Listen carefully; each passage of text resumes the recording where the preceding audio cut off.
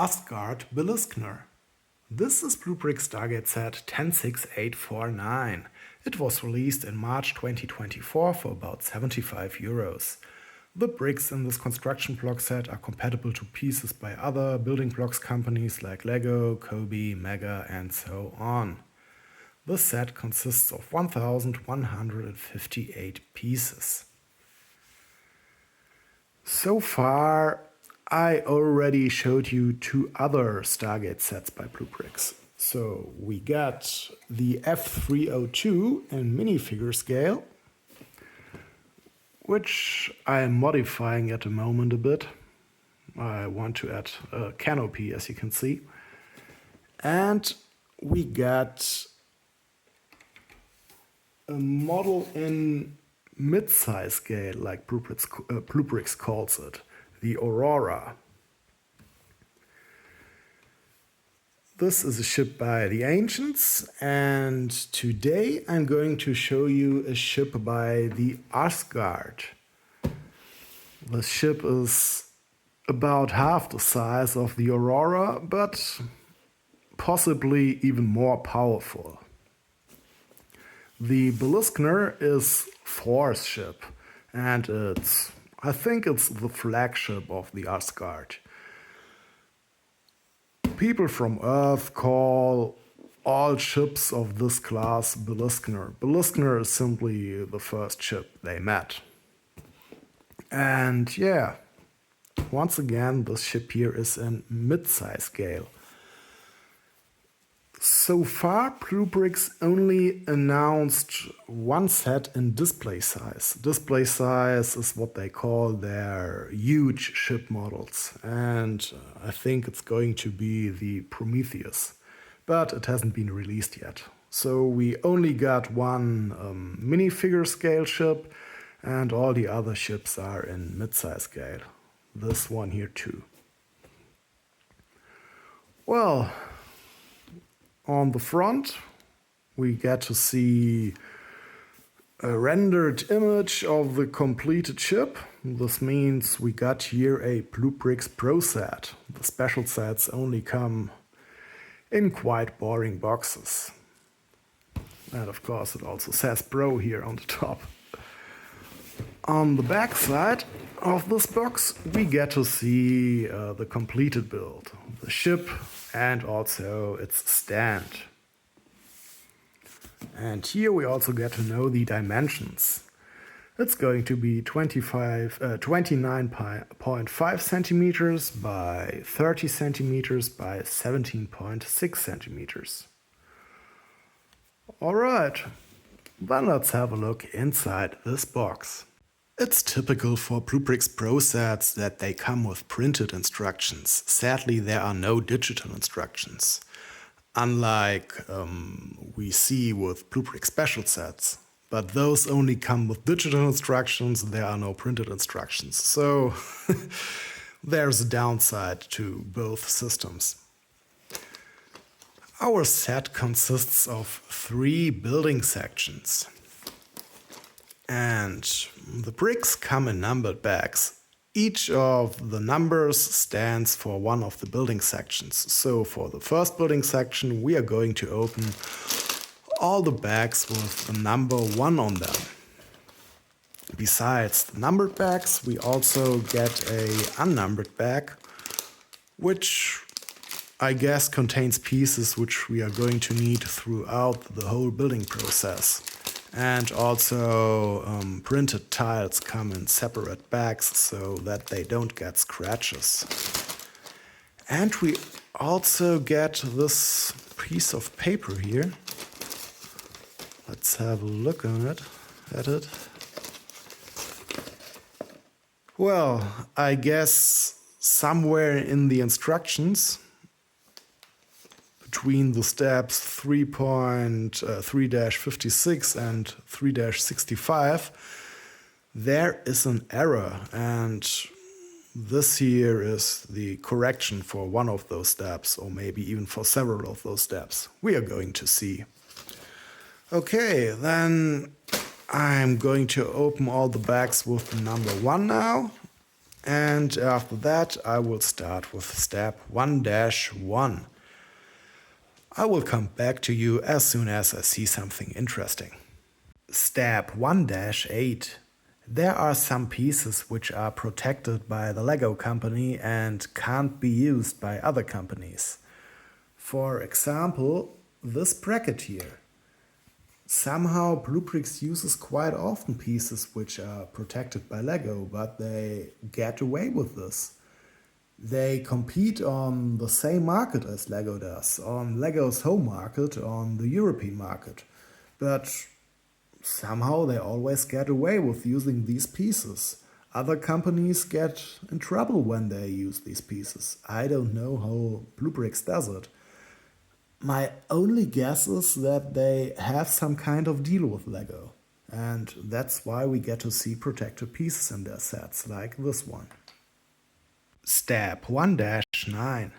In this step we are going to use two axles. A shorter one, which is placed here, and a longer one, which we place on this side of the stand which we are building right now. And now we have to use a 2x2 round plate and slide it all the way down the axle and interlock it down there. And then we have to do the same thing with this 2x2 brick. And I have to say, this works surprisingly well. Normally, the axles BlueBrixx uses have bad tolerances, and it's always very difficult to slide down these 2x2 round bricks. But in this case, it did work. Let's see if it keeps working that great in the next step.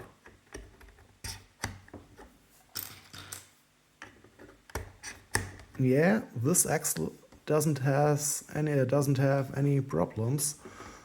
Let's see if this axle is working that great too. Here we have to slide down the 2x2 round brick upside down.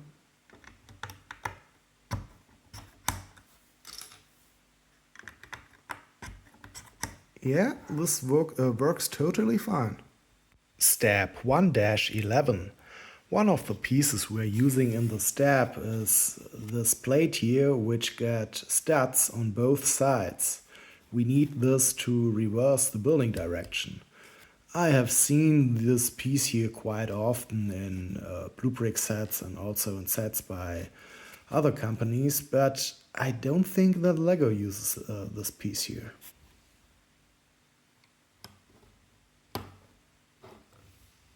Step 1-13. We are building a little Stargate, and for the Stargate we need quite a few printed tiles. And we place them on these two plates here. The tiles are pre-attached to this 8x8 round plate, which is, by the way, protected by Lego. And we have to remove those tiles now from the plate and place it on these two plates here. For some reason, we start with the tile which is placed here in the center, and that's a bit annoying. Maybe we can somehow detach the tile in the center first, but I don't think it's possible. A normal brick separator interferes with this huge plate when we try to stick it in there. It simply doesn't work. So I think I'm going to remove all the tiles from the side until I reach the center tile. And why are these tiles here already attached to this plate, which we are not going to use? We are even supposed to throw it away according to the building instructions, as you can see here. But of course we are not going to do this. I will keep this plate. The tiles are attached to this plate because during the printing process, it's better when you have all the tiles which contain one ongoing print already assembled, because then all the tiles are aligned perfectly, which simply will result in a better print. With step 1-19 we have completed the stand with its plaque. Actually, it's completed in step 1-20, but the step's completely unnecessary. We only have to turn the stand from this position into this position.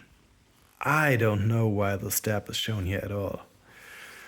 And now we are going to start assembling the ship in step 1-21. Step 1-24. We got another protected piece. This 2x2 jumper plate here is still protected by Lego. Step 1-44. Yet another protected piece. This 1x1x1 2/3 brick modified with 2 studs on the side. Step 1-60. We have completed the first building section. And so far we have created this, I think we can call it the ship's core. And I really like the use of all these tiles and slopes and curved slopes in pearl dark gray. This looks really cool. I only don't like how the injection points on these gold bars here look. They are quite visible. Those injection holes are huge. But other than that, this part of the ship really is nice. Now we are going to continue with building section 2, in which we are going to build the hammer-like silhouette of Thor's chariot. Step 2-8. This 1x2 curved slope is another protected piece. Step 2-16. Here are more protected pieces. 2x2 plates with cut corners. Step 2-17. In this step we are going to use a technique which I have seen in quite a few BlueBrixx sets, but I still think it's a cool building technique. So, what we want to do is to interlock this satellite dish here with this jumper plate. Okay, first of all we are going to connect this negative tile to the dish like this. This isn't really part of the building technique, we just have to do it. But now comes the interesting part. So, to connect this stud with this hollow stud, it's not possible because the studs are the same size.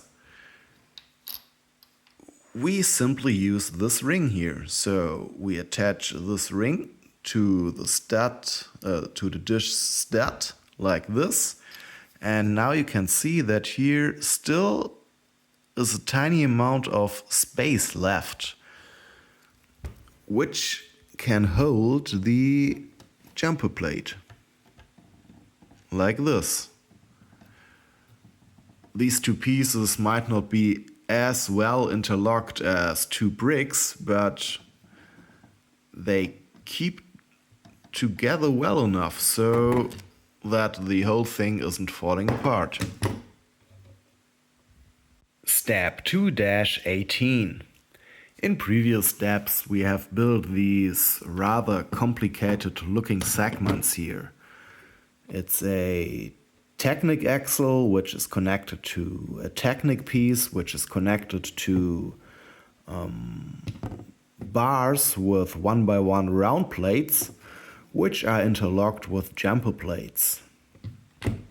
I was wondering the whole time what purpose these constructions have, and now in the step we finally get an answer. And well, the only purpose is to hold dishes. We place one dish here, And the second dish is placed on the other segment like this. And to keep the dishes from spinning, we simply connect this, how do you call this, a Technic plate to the axle. Come on. Like this. And we also do this with the second dish. Like this. I think these constructions below the dishes are very interesting, but I don't know. It appears to be a bit over-engineered, I would say. Step 2-48. In this step we have to build 3 of those segments. And to do this we need a bit of help. So we got these bars here, and on these bars we have to put these brick modifieds, these round bricks, and also these 1x1 round plates with open stud. By the way, it's quite silly, but this piece still is protected by Lego. The 1x1 round plate with closed stud is not under protection. At least not any longer. Well, okay. So when we have put the pieces on the bar, we have to pay attention that there is some space free between those pieces. And to know how much space of the bar should be visible, we got this image here. It's in scale 1:1. That means we can hold our segment next to the image, and then we can see quite easily if we have done everything correctly. So you can see here, the piece of bar which is visible here is exactly the same size as seen on the image. Well, now I have to do this 2 more times. It's actually not the nicest building experience. It's a bit annoying to slide pieces down this bar, but, well, I think in the end the result will look quite cool at the completed build. At least I hope so. Step 2-54. So, we have placed all the segments which we have built before with the bars on the underside of the ship. And actually this wasn't so easy, because the segments, to which we also have added these little constructions here, just didn't interlock at the right spot. This means I had to adjust the segments a bit, so slide along those pieces on the bars, and eventually everything just fell in place, and as you could see, I could interlock everything at the right position. Alright, with step 54 we also have completed the second building section. This means it's time for the third building section. Within the next 30 pages we are going to complete our model. Step 3-1. For this step we use another protected piece, this 1x2 brick modified with studs on the side.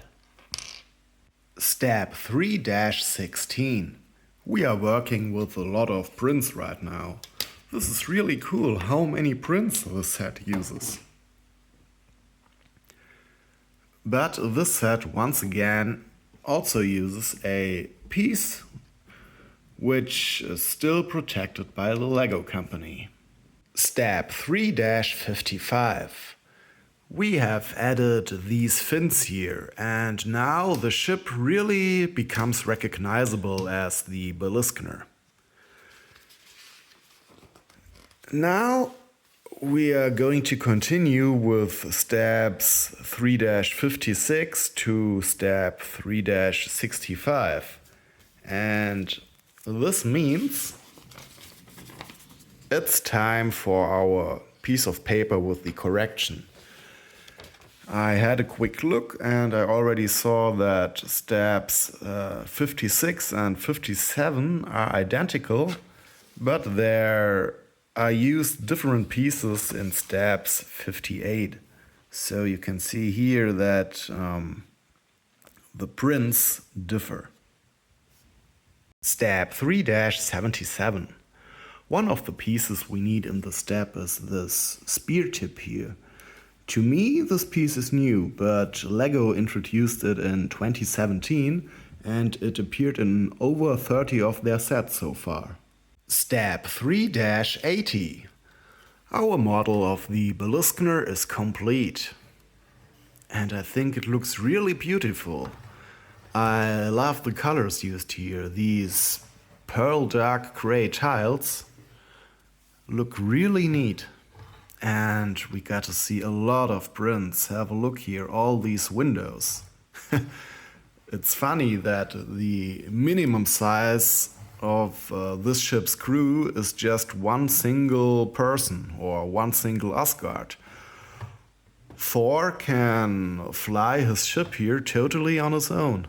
This is quite amazing for such a huge ship, and it's one of the most powerful ships in the universe, maybe the most powerful. And it's very old, this ship. I mean, at least I guess that Thor visited Earth many years ago, hundreds of years ago, and yeah, the people in the north, the Vikings, saw his ship, or maybe he even was talking to them, I don't know, but I guess they saw his ship and saw that it is hammer-shaped. And yeah, that's how the Asgard and Thor became part of the Norse mythologies. At least I think so. Alright, let's have a look at a ship. I really don't know much about a ship. I know that it has this teleporter system which it uses as a weapon, and it can teleport enemies away and stuff like that. And it got iron cannons, but I really can't remember where those are placed. Somehow I think they are here in the front, or maybe those are the cannons. I'm not really sure.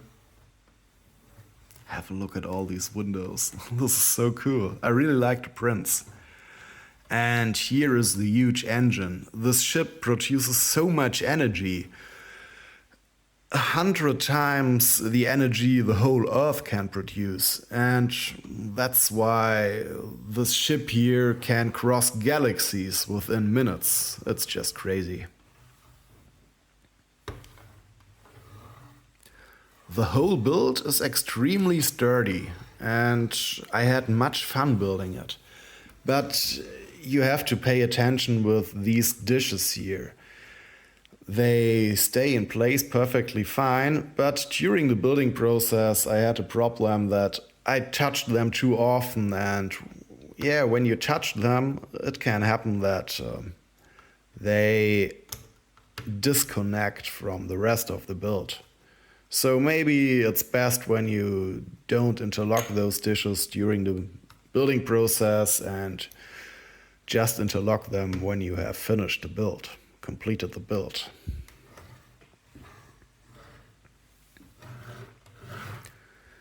Here's our stand. It's nothing fancy, but I think that's good because I don't like it when you have a look at the model and the stand is too distracting. There are BlueBrixx Star Trek sets where the stand is colorful and is in the shape of a Star Trek communicator. But I prefer this one here. The model itself, the ship, should be the star of this model stand combination, and the stand shouldn't really play a role in this. It's just there to keep the ship in place. And yeah, down here, attached to the stand, we got this little plaque, which consists of a cute little Stargate and this plaque here itself. The Stargate, I think this is a Milky Way Stargate. The Pegasus Stargates has other colors, I think, like we see them in the Stargate Atlantis series. And here on the plaque, we of course get to see that this ship is from the SG-1 series and that it's a Beliskner by the Asgard. Alright, let's have a look at the underside of this ship. For that, I'm going to remove it from the stand. This shouldn't be too difficult, but you always have to pay attention when you only use one hand that you don't drop the whole ship. That would be sad. I need the other hand to hold the camera. Okay. And yeah, here you can see here and there. These are the points where the ship sits on the stand. So it's the other way around actually. Here is one of the connection points and this U-shaped connection is done here and here.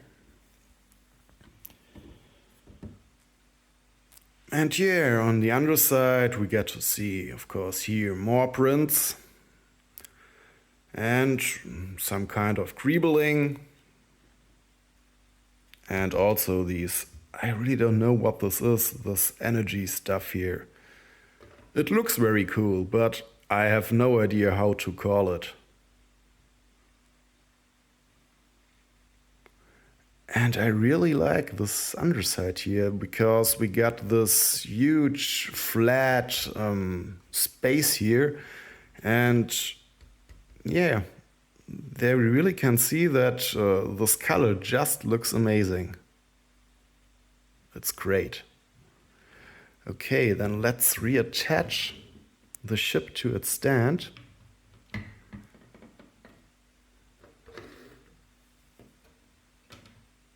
I don't think that I will do it perfectly with just one hand, but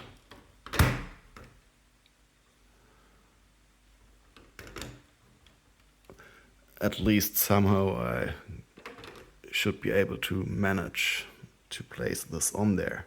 Yeah, for now this should do it. Well, the bricks used for this set aren't the best. BlueBrixx, the BlueBrixx manufacturer for the set was Xingbao, and the Xingbao bricks, damn it, what have I done? That's wrong. The Xingbao bricks aren't the best on the market